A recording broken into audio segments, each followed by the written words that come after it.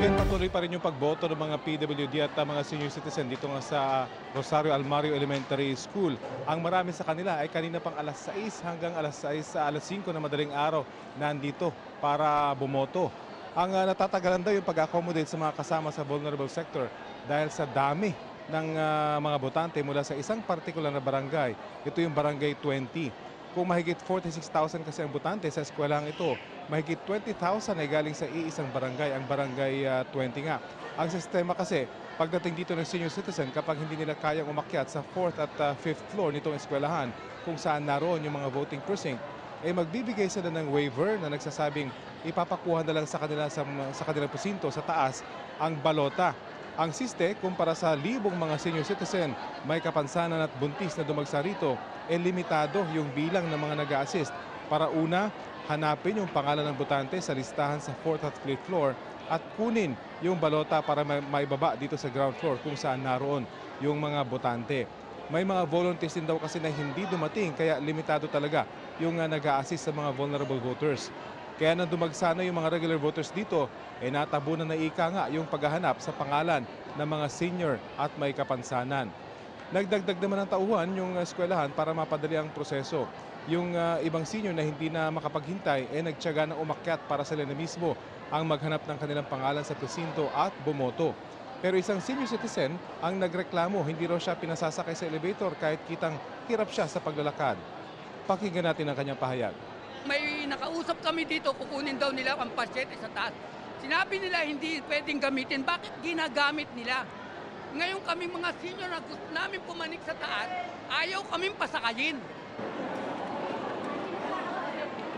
Matapos ang panayam na ito, pinayagan na rin naman siyang sumakay sa elevator at umakyat sa 5th floor kung saan siya ay nakaboto na.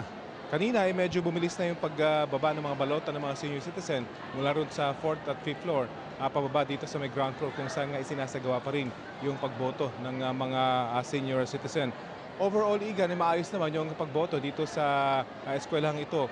Ito yung ikalawa sa may pinakamaraming mga botante sa buong Metro Manila kung kaya't dagsa rito yung mga botante. Ayon nga sa mga namamahala rito, posibleng mamayang alas 5 dumagsa pa lalo yung napakaraming botante para umabot dun sa 7 p.m. deadline. Yan pa rin ang latest mula dito sa Tondo. Ako si Rafi Tima ng GMA Integrated News. Dapat totoo para sa eleksyon 2025. Rafi, walang problema siguro sa maayos naman ang sistema, pero mabilis ba ito? O nakita mo ba may adjustment habang ito, lumalapit na tayo dun sa deadline? Medyo bumilis ng kaunti, Igan. Siguro nag-hid din yung mga voters dun sa panawagan nating tandaan na lang yung bilang, yung numero ng kanilang mga iboboto dahil natatagalan sila sa paghahanap ng kanilang mga iboboto kung pangalan lang yung kanilang pagbabasehan. Ito ay sa mga regular voters sa Igan, pero doon sa mga senior talagang matagal. Bagamat na mas konti naman sila, pero matagal yung kanilang pagboto. Pero overall, medyo bumilis na at napakainit dito, Igan. Bagamat bago itong gusali, napakainit ng pasilyo. Kung kaya't marami nagmamadali ng makalis. Pero pagdating naman nila doon sa loob ng eskwelahan o doon sa loob ng voting precinct mismo, sa kwarto, ay air condition. Kung kaya't maaliwalas yung kanilang pagboto, Igan. Pero tama ka, natandaan na lang numero, lalo na sa party list, nakaagulat na hindi na siya in alphabetical order, di ba? Pag lipat mo sa likuran ng balota, hahanapin mo talaga ng matagal yung preferred na party list mo dahil hindi lang AAA, wala na eh.